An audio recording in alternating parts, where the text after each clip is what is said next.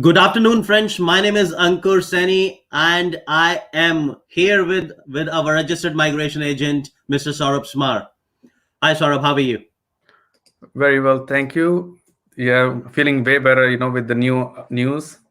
Yeah, we are actually the reason for this live session is a quick live session is the update which we actually received for 485 visa, and I'm pretty much sure that it was there was a news which actually been misinterpreted by a lot of fellow colleagues in the past that there are some like you cannot lodge your 485 visa as a primary applicant, or if you are a dependent you cannot do this.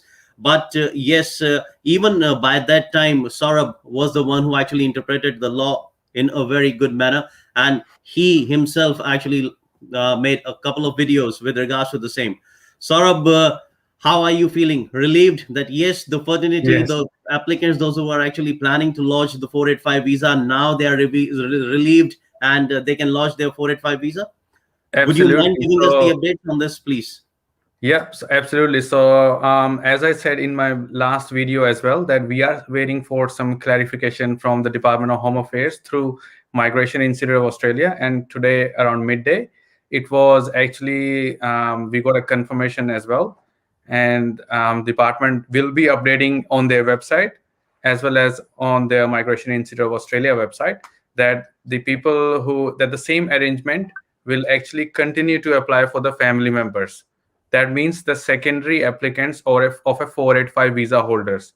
So if a person who previously held a 485 visa as a secondary visa holder, he is not excluded from applying or being granted another 485 as a primary applicant. So the same thing will continue to go. There is no need to look into other options, etc. If you have already got a secondary applicant, you can get a new 485 based on your new studies as well. So that is something that we have actually got a confirmation as well. So and there was a lot of speculation, there was a lot of misinterpretation in the on the market, by various different migration consultants, etc.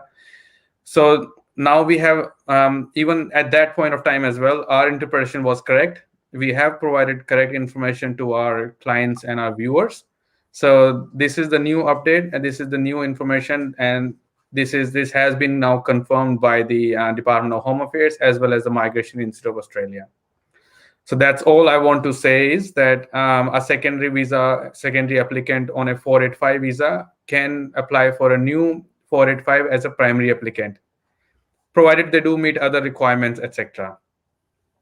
So that means these speculations were there in the market that you cannot lodge your 485 visa as a secondary applicant are only like applicable to those applicants, those who are actually planning to lodge their second 485 while living there in regional like extension pathway, right? Absolutely. So if someone who have studied in a designated regional area, and then after that they got a 485, and then during the 485 they actually worked in regional as well, so they are actually eligible to apply for a 485 extension, which has been in place recently due to the for the people who are actually currently living in this period in the regional area. So though if you have already used your second 485 as in the extension stream, then there's going to be issue for you to apply for a third 485, because the maximum 485s you can hold is 2. Okay, so that is something which the applicants need to understand, that if you are actually planning or you've already lodged your the extension for 485, and in further future if you are planning to switch the gears, like making your dependent as a primary applicant, you cannot do so. However, if you're not taking that arrangement, the extension pathway, and later on planning to lodge 485, being a dependent to become a sort of primary applicant, then yes, still possible. Absolutely. So people need to be very careful in what they actually choose right now, and as whether they should go for a second 485 or they should actually apply for to study further, maybe upskill themselves, and then get their, and then become a secondary applicant on their partner. So if their partner is studying masters, they would have full working rights, and then the masters and their partner would actually become a dependent. Then also they will have full working rights. So kind of a 4-year full work rights. That's pretty much what they can actually avail themselves as well. So it's actually a very, very good news, and thank you very much, Saurabh. Since start, you were on the right track, and you've actually helped a lot of people during this 14 to 15 days, this fortnight. And I'm pretty much sure people the applicants must be calling you, and whosoever is actually looking for any further clarification or any assistance, I request you to call Saurabh on his number. The number is 043-0081-804. Thank you very much, Saurabh. And there is another thing which I would like to ask you: the temporary concession for certain family visa types, which are actually affected by the COVID-19 travel restrictions.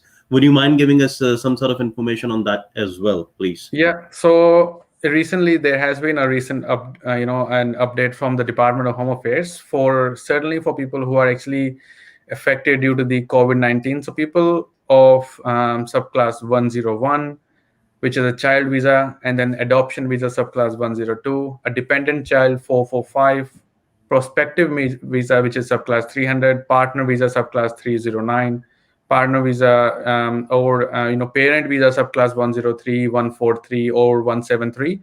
Those people who are currently in Australia and their case officer has been allocated and they're about to get the visa granted, but these visas cannot be granted while they are in Australia. They would have to leave the country, but there has been temporary concessions in place where these applicants do not need to leave the country. Their visas can be granted while they are in Australia. So that is a very good news, specifically for the contributory parent visas, where there are parents currently in Australia who cannot leave due to the COVID-19 restrictions, or then if they do go back, then they might not be able to come back, etc., due to the quarantine measures in place. So this is a really good news for those family members. So we will be posting all the list of visas that are actually being considered under this concession program. So, and if you do have any doubts, feel free to give us a call or send us a text message or WhatsApp, and then we will be more than happy to assist you. Well, it seems like this video is actually very, very short. I would like you to please give us a little more brief about the 485, because Saurabh, the reason I'm actually asking you this, last 15 days since the day this actually update came into the market, that okay, this is what it is, right? And afterwards people started panicking, and that panic is still there in their mind. They are actually looking for a concrete answer from a person who can actually like a sort of expert in interpreting the law, which you did. And even after getting the confirmation from the big institutions and even Department of Home Affairs, so now we can stamp it. Evidently, we can say that, yes, that is the update, right? In very simple words, if you can please re-explain the whole 485 update. Okay, yeah. So in a very simple words, I would explain the most common scenario for 485. Number one being, if you are currently a secondary applicant on your partner's 485 visa, and you choose to study any other master's or bachelor's course on your own, where you start studying on a student visa, and then your partner becomes your dependent, then yes, you can apply for your own 485 visa as a primary applicant, because currently you have your 485 as a secondary applicant. So secondary applicant can become a primary applicant. That is because, and then in that scenario, your partner who was primary before will become your secondary. So that's it. So 2 485s and you are done. No more 485s after that. So that is the most important update, because this is the update that will actually affect thousands of people, hundreds of thousands of people all over Australia.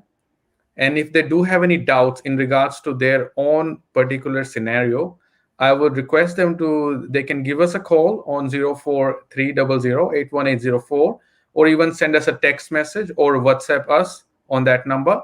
and we are more than happy to let you know whether you could be eligible for 485 or not based on your own scenario. So that is something that I would say is this is the most important update for this week, I would say, and let's wait. Hopefully, we will get more positive news down the track. Thank you very much, Saurabh, for giving us this quick update, and I'm pretty much sure. And I'm pretty much sure that a lot of applicants are going to get benefited through this update. And thank you very, very much. That's the only thing which I can say at this point of time. We'll be back once again on Friday's session, which we are coming back with. So yeah, thank you. Thanks. No worries at all. Well, thanks, Ankur. And I would say we will be posting this video very shortly, so you guys can actually watch this and update yourself with the new 485 regulations. And any doubts or anything, just send us a message and we're more than happy to help you out. Take care, everyone, and we will see you on Friday with more updates. Thank you.